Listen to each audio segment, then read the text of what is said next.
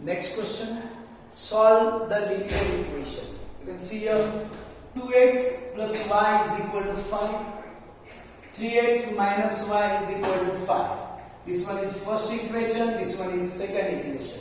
व्यवस्थित लक्ष द्या. हे फर्स्ट इक्वेशन आहे, सेकंड इक्वेशन आहे.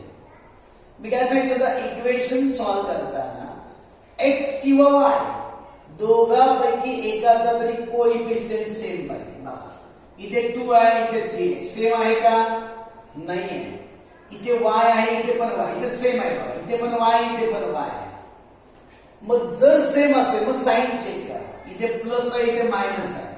साइन सेम आहे का डिफरंट साइन आहे? डिफरंट आहे बघा. इथे प्लस आहे, इथे मायनस आहे. डिफरंट साइन असलं तर ऍडिशन करायची. म्हणून ऍडिशन ऑफ 1 and 2 हे फर्स्ट इक्वेशन आहे, second equation. Plus y minus y cancel झाले. 2x आणि 3x ऍडिशन केली 5x इज इक्वल टू 5 आणि 5 ची ऍडिशन 10. 5 ने आपण 10 ला डिवाइड केलं. 5 1 जा 5, 5 2 जा 10. x is equal to 2. x ची व्हॅल्यू 2 झाली. बघा इथेपर्यंत प्रॉब्लेम असेल तर plus y minus y cancel. 2x आणि 3x ची ऍडिशन 5x यांची ऍडिशन 10. 5 ने डिवाइड केलं. 5 2 जा 10. x is equal to 2. Substituting x is equal to 2 in equation 1. Equation 1 बघा होतं 2x plus y is equal to 5.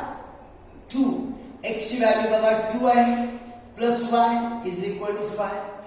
2 2 जा 4 plus y is equal to 5 plus 4 आहे ना is equal to च्या पलीकडे गेले तर -5 होती. 5 मधून 4 मायनस केलं तर 1. Therefore y is equal to 1. That's why solution is equal to 2 and 1.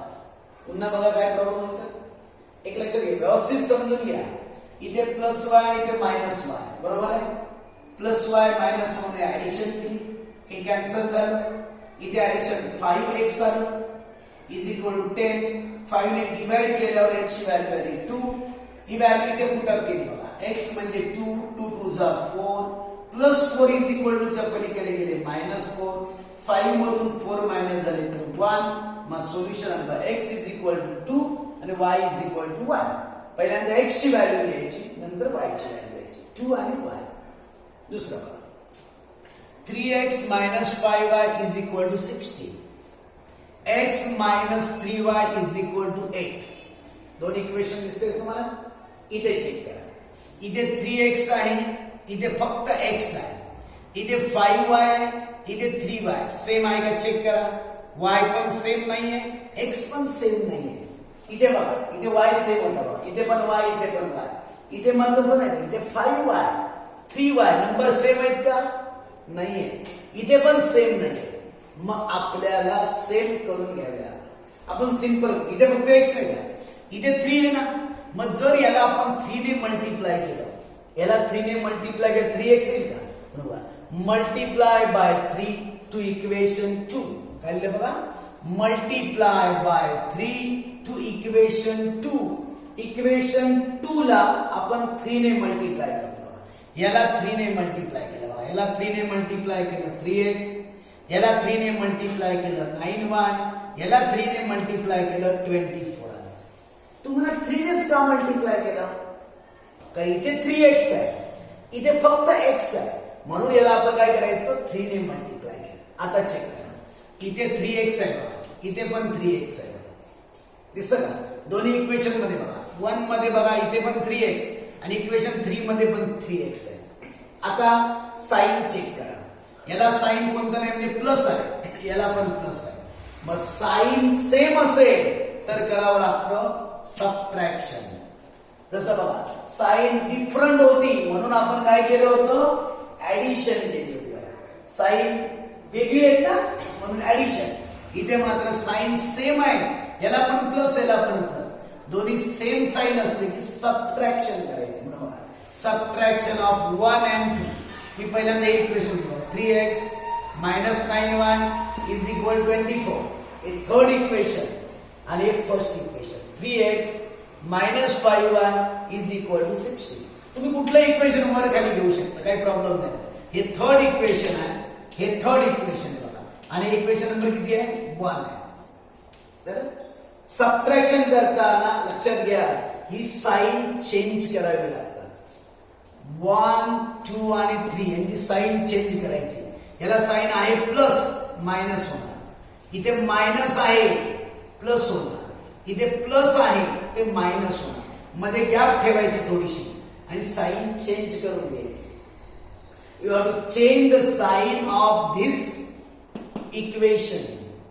जे खाली इक्वेशन आहे ना याची साइन तुम्हाला चेंज करावी लागणार.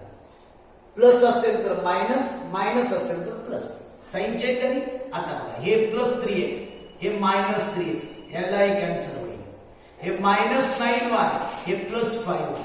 ह्याला साइन मायनस आहे, ह्याला साइन प्लस आहे. 9y मधून 5y मायनस झाले 4y. Sign of the greater number minus 4y is equal to बघा 24 मधून 16 मायनस झाले तर 8 आले. हे मायनस साइन आहे ना इज इक्वल टू च्या पलीकडे घ्यायचं म्हणून 4y is equal to minus आहे. काय होतं बघा minus 4y is equal to 8 होतं की नाही. हे मायनस साइन तिकडे घ्यायचं म्हणून 4y is equal to minus 8. मग 4 ने इकडे डिवाइड केलं बघा 4 2 जा 8. Therefore y is equal to minus 2.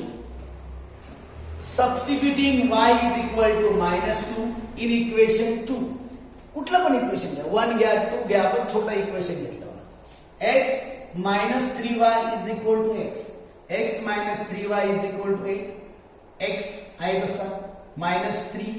y ची व्हॅल्यू बघा minus 2 is equal to 8. 3 2 जा 6. दोन्ही नंबर मायनस मध्ये मल्टिप्लाय केला की काय होणार प्लस होईल बघा इज इक्वल टू 8. प्लस 6 तिकडे गेल्यावर मायनस 6. 8 मधून 6 मायनस झाले तर 2. देर बघा x ची व्हॅल्यू 2. पहिल्यांदा x ची व्हॅल्यू लिहिली ना y ची व्हॅल्यू मायनस 2. हे झाली सोल्युशन. पुन्हा एकदा बघा व्यवस्थित लक्ष द्या. इथे बघा इथे 3x आहे, इथे फक्त x आहे म्हणून याला आपण 3 ने मल्टिप्लाय केलं. Multiply by 3 to equation 2. याला आपण 3 ने मल्टिप्लाय केल्यावर हे नवीन इक्वेशन तयार झालं. Equation number 3. इथे 3x आहे, इथे पण 3x आहे. दोघांना पण साइन सेम आहे म्हणून यांची सबट्रॅक्शन करायची. सबट्रॅक्शन करताना जे खाली इक्वेशन आहेत ना त्यांची साइन चेंज करावी लागतात. हे लक्षात घ्या. बघा ऍडिशन करताना साइन चेंज केली का नाही करायची. सबट्रॅक्शन करताना साइन चेंज करायची. ओके. मग आता हे प्लस 3x हे मायनस 3x कॅन्सल झाले. हे मायनस 9y आता चेंज झाले साइन बघा प्लस 5y. 9y मधून 5y मायनस झाले 4y. Greater number sign is equal to 24 मधून 16 मायनस झाले तर 8 येते. Minus 4y is equal to 8. Therefore 4y is equal to minus 8. हे मायनस साइन तिकडे द्यायचं. 4 ने 8 ला डिवाइड 4 1 जा 4 4 2 जा 8. y is equal to minus 2. Substituting y is equal to minus 2 in equation 2.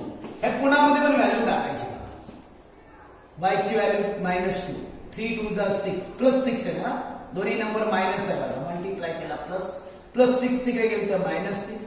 8 मधून 6 मायनस झाले 2. x is equal to therefore solution is equal to and minus 2. बघा कुठे प्रॉब्लेम असेल तर.